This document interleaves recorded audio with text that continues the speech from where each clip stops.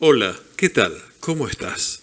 Te doy la bienvenida a una nueva emisión de esto que se llama Una voz en tu parlante. Idea y conducción de quien te habla, Daniel Adrián Madeiro.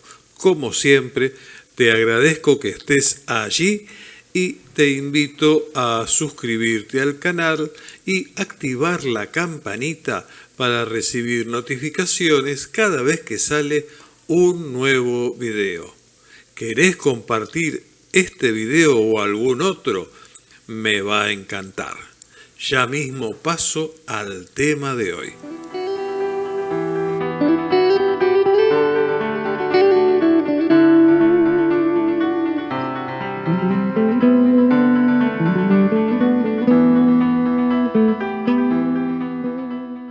Cuando yo era chico, solía ir de vez en cuando a la casa de mi tío y de mi tía, mi tío Alberto, mi tía Flora, un matrimonio formado por la hermana de mi papá y su marido, ¿no?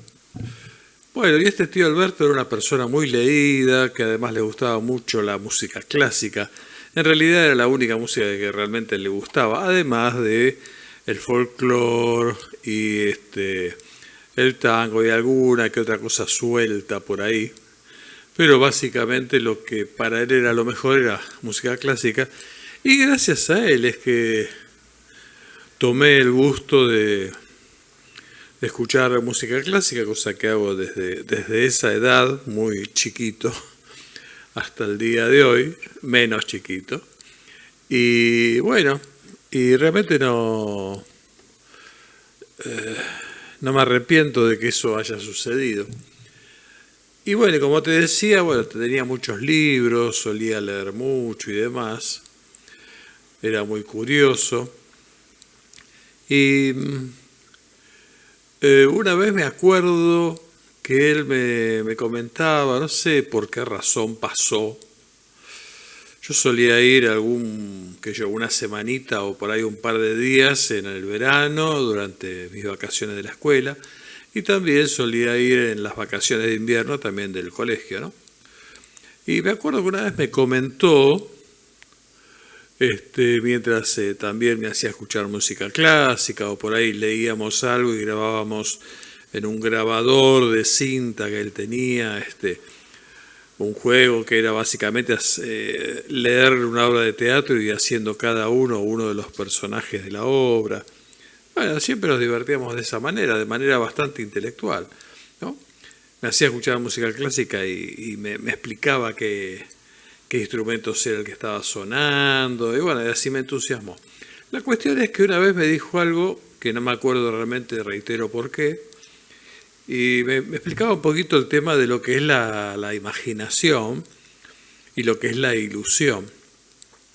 Entonces me decía que si un hombre, una persona, está durmiendo y mueve su mano de repente y toca en el medio de la noche totalmente oscuras, y supongamos más aún en la India o lugares así, similares a esos, o en África, ponele, y toca una soga gruesa, es muy probable que se despierte rápidamente porque cree haber tocado o teme haber tocado una serpiente, una víbora. Entonces, al tener luz como para darse cuenta qué es lo que tocó, ve que es una soga y bueno, puede seguir descansando, pero cuando la mente no tiene la claridad suficiente para ver lo real, imagina cosas que por ahí no son. Digamos que un poco la síntesis sería eso. Yo eso lo tomé en su momento como un ejemplo de algo que bueno, mirá, qué llamativo, qué sé yo. Yo era chico y nunca había profundizado demasiado en eso, ¿no? Que me había dicho. Y sin embargo, por hoy, un poco de tiempo después, me doy cuenta que me dijo algo muy importante, algo que me sirve a mí, te sirve a vos, nos sirve a todos, que es que justamente lo que acabo de decir, ¿no? cuando no tenemos la suficiente claridad y hasta podría agregar en estos tiempos la suficiente apertura mental como para no encasillarnos en una sola idea, sino tratar de ver una multiplicidad de ideas vinculadas a un tema determinado. Cuando antes de resolver una posición, en realidad nos aseguramos de ver la mayor cantidad de campanas posibles, de opciones posibles, etc. Recién ahí podemos ver las cosas tal cual son. Caso contrario, nos pasa igual que esa persona que en la noche toca una gruesa soga e imagina instantáneamente que es una víbora. Bueno, eso sería algo que hay que evitar y que uno puede evitar. Yo estoy leyendo un libro que está muy piola y que de alguna manera, para mi manera de ver, refleja esto de que a veces uno cree que sabe una cosa y no sabe tal cosa, o uno mira algo solo desde un lugar y no desde el lugar del que surge esa cosa. Para que se entienda, estoy leyendo un libro que está muy bueno, estoy bastante avanzado ya. Se llama, como ustedes imaginarán, es algún tema que me gusta, ya lo saben, se llama El Jesús histórico, la vida de un campesino judío del Mediterráneo. Una investigación completa sobre quién era, qué hizo y qué dijo Jesús. Es de Editorial Planeta y lo más importante, su autor es Jean-Dominique Crozan, que por sobre todas las cosas es un estudioso de todo esto, profundo estudioso de esto, y que es un ex sacerdote, no sé si católico o protestante, creo que católico. Jean-Dominique Crozan, el libro se llama El Jesús histórico y el resto que te leí después. Y hay una parte que estaba al principio del libro, pero que, bueno, te la leo ahora y que me parece que está buena.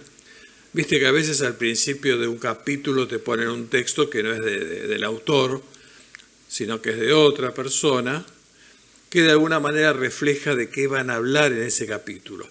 Bueno, en un capítulo que se llama Antes y Ahora, cita un texto, un fragmento, de un texto de Thomas F. Carney. Discúlpenme que reitero a veces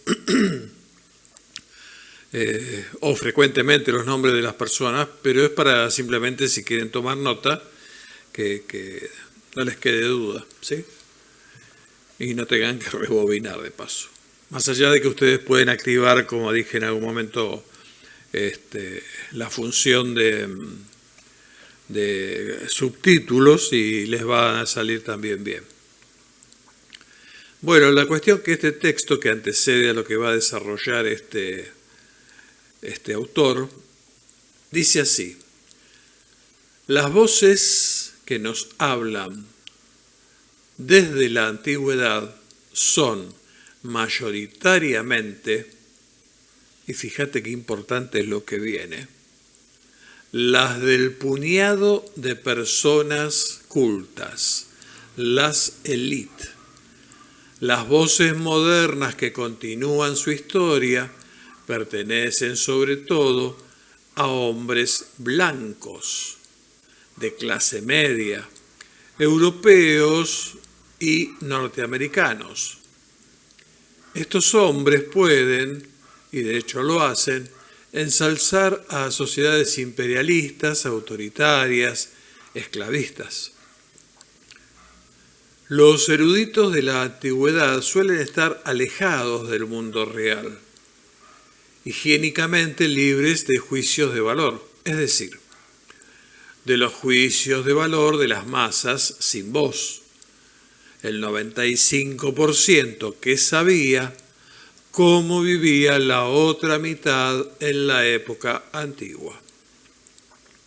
Los campesinos no forman parte del mundo letrado sobre el cual se concentran la mayor parte de las reconstrucciones de la historia antigua. De hecho, los campesinos, los paganos, ni siquiera formaban parte del mundo del cristiano sencillo, el habitante de las ciudades. Prácticamente quedan afuera de la visión histórica en razón de su analfabetismo y su localismo.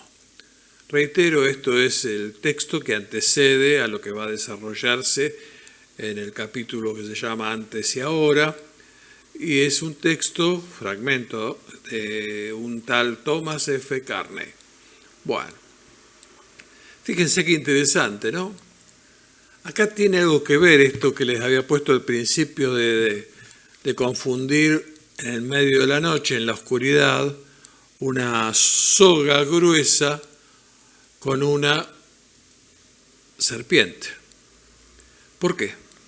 Porque no tenemos todos los datos precisos. Muchas veces sucede, no que no tenemos los datos, sino que sencillamente descartamos datos porque damos por hecho que algo es así y punto. Porque miramos las cosas solo desde nuestro lugar, desde nuestro ahora y no desde el antes al que corresponde tal o cual narración. Por eso viene a cuento leerte esto, porque más allá de que este libro se trate de Jesús o no se tratara de Jesús, lo que escribe este Carney, que no tiene nada que ver con Jesús, es simplemente un análisis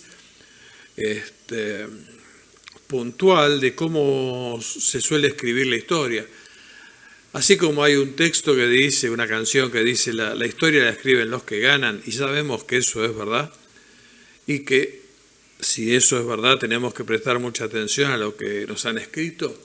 Bueno, del mismo modo, en realidad siempre va a suceder que los que han escrito cualquier cosa que nosotros leemos del pasado, incluida la Biblia, incluido el Nuevo Testamento, el Antiguo Testamento, el Nuevo Testamento, etcétera, etcétera, todo eso fue escrito por y revisado y corregido y ayornado por la élite de ese momento, un pequeño puñado de personas. En general, personas blancas, lo cual no es extraño. Y más adelante, citando a otro autor en el texto, también nos dice que las voces que escuchamos, además de ser voces de la élite, que escuchamos a través de esos relatos, son voces masculinas. Y es verdad, todo lo que leemos del pasado, en un Antiguo o Nuevo Testamento, donde quiera que agarres un texto viejo, de lo que sea, corresponde a escritos realizados por la élite y además por varones, ¿sí? Es un punto de vista de gente más o menos rica, más o menos poderosa, de gente más o menos ilustrada o muy ilustrada, ¿sí? Y además eso que leemos también está sujeto a nuestra limitación al observar el pasado, porque como te dije, por ahí observamos el pasado desde la hora. Y nos cuesta muchísimo colocarnos en el ayer. Entender que eso que leemos ahora no lo tenemos que interpretar con los ojos de hoy, sino que tenemos que aprender a tener los ojos de ayer. Bueno, y esto viene a cuento porque, por un lado, te recomiendo la lectura de este libro, El Jesús Histórico, de Jean-Dominique Crozat, y por otro lado, también te recomiendo tener presente eso, que todo lo que vos estás leyendo fue escrito en su momento por gente de la élite. las clases pobres, el pueblo, y hasta el día de hoy, hasta el día de hoy así pasa, son los que escriben la historia, ¿sí? De hecho, vos sabés, y Noam Chomsky también lo ha dicho, si yo no le erro, que bueno, que las élites hoy, por ejemplo, manejan todo a través de los medios de comunicación. Entonces vos te enterás de lo que quieren los poderosos que te enteren, de lo que la élite quiere que te enteres. Por ejemplo, cuando se sucedió la guerra del Golfo y demás, vos te enterabas de un montón de cosas y circulaban montones de versiones respecto de esto, de aquello y de más allá, que después en una relectura, en una revisión o en un sinceramiento muy pero muy parcial, se descubrió que no era la absoluta verdad, era una parte nada más. De manera tal que te ponían del lado del que, de acuerdo a las élites, tenían que ser los ganadores. Bueno, eso va a pasar y pasa siempre. A medida que han mejorado los instrumentos de dominación, de infiltración en la opinión pública, cada vez es más fácil decirnos a todos, iba a decirle a la gente, y yo también estoy influido por todo, decirnos a todos lo que tenemos que pensar. Por eso es importante no olvidarse de eso. Y si estamos leyendo, por ejemplo, con mucha fe, con mucho amor y bla, bla, bla, todo lo que sea el Antiguo o el Nuevo Testamento, también tenemos que acordarnos y pensar que lo que dice ahí alguien lo puso y quizá lo puso con alguna intención. Quizá entre todos los textos, por ejemplo, que componen el Nuevo Testamento, que son 4 evangelios, varias cartas y un apocalipsis, quizá tenés que pensar qué corno decían los 10 o 20 textos llamados evangelios apócrifos que no fueron aceptados. Y bueno, y pensar quién lo escribió. Y cuando ves alguna descripción, alguna cuestión de la que hablan ahí, acordarte que en esa época no le están hablando a todos. Le están hablando, primero y principal, a varones. Varones a varones. No está el Evangelio de Santa Matea, Santa Lucas, Santa Juana o Marquita, qué sé yo, no existe eso. Entonces, bueno, siempre hay una parcialidad en eso y hay una direccionalidad de varones hacia varones principalmente, lo cual no quita que se abra el espectro para que también mujeres se sumen a eso. Porque si hay algo que tuvo muy bueno del cristianismo en ese aspecto, es que en general, hablo de los primeros cristianos, no cercenaron el derecho de las mujeres y tuvieron un cierto lugar. De hecho, lo ves en la exaltación de la Madre de Jesús y demás. Bueno, de eso te quería hablar hoy, te recomendarte el libro, El Jesús Histórico, y más que recomendarte el libro, leerte ese texto para que tengas presente que es muy, muy importante pensar que lo que está escrito lo escribió alguien que sí o sí tenía una razón para escribirlo de la manera en que lo escribió. Esto era todo lo que yo tenía para decirte el día de hoy, nada más. Como siempre, cuídate, cuida a tus seres amados. Que Dios te bendiga. Chao.